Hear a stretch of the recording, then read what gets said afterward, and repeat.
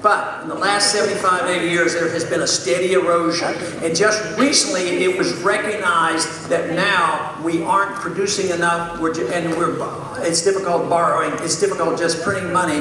And therefore, for the first time in our history, our middle class is shrinking and it's getting poorer. And the people know about it. And they talk about, you know, the 99 and the 1. And that's a mixed bag, and you have to be careful about that, because in a way I talk about it, but we shouldn't be resentful of people in the 1% or 2% or 3%. If they made an honest living without the government, they shouldn't expand those numbers.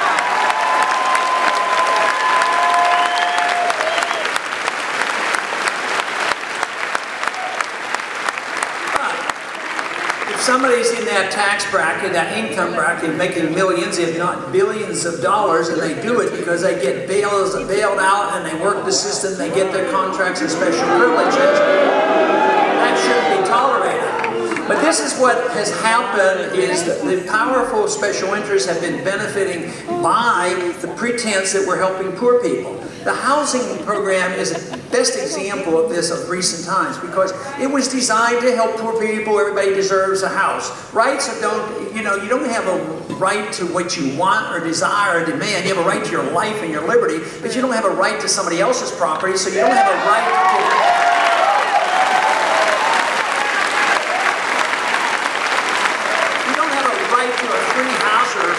or anything free, because nothing is free and the government can't provide it. They have to steal it from somebody.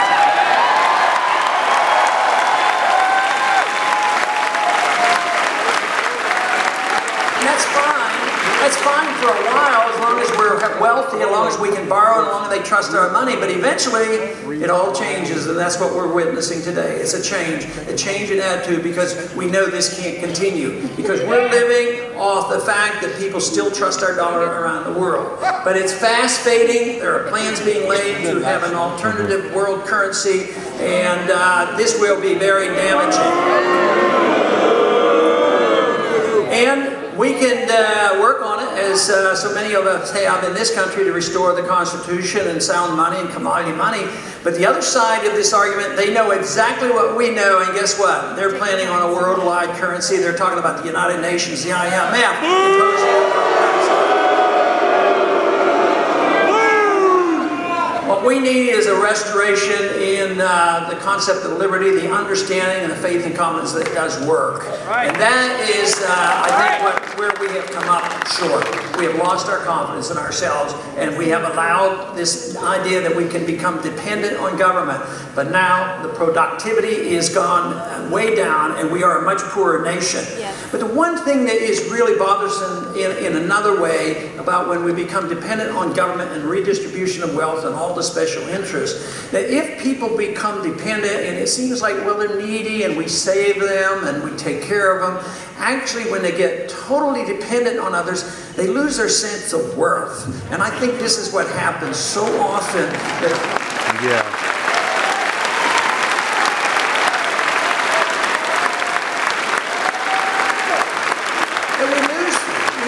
The idea of what freedom is all about. For me, it's seeking excellence and virtue. That's what our personal responsibility is, whether it's in caring for ourselves and our family, if it's caring for our intellectual pursuits, if it's caring about our spiritual life.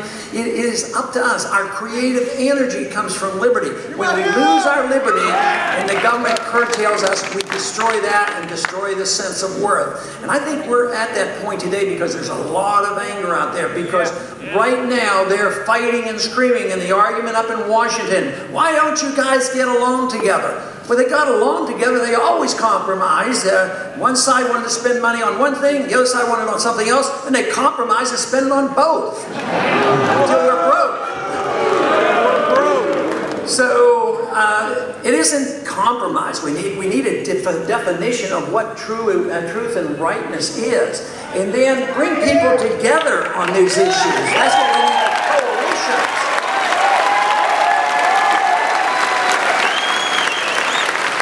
Now, if you bring people together because of freedom, everybody might come together for a different reason. Everybody is going to use their freedom in a different way, but we all should join in supporting freedom. We accept this all the time. We accept this all the time on our religious values. Many people have different religious values, different churches, different beliefs. Some are atheists. But if we believe in freedom, we allow people to do that. It should be that way in social affairs as well.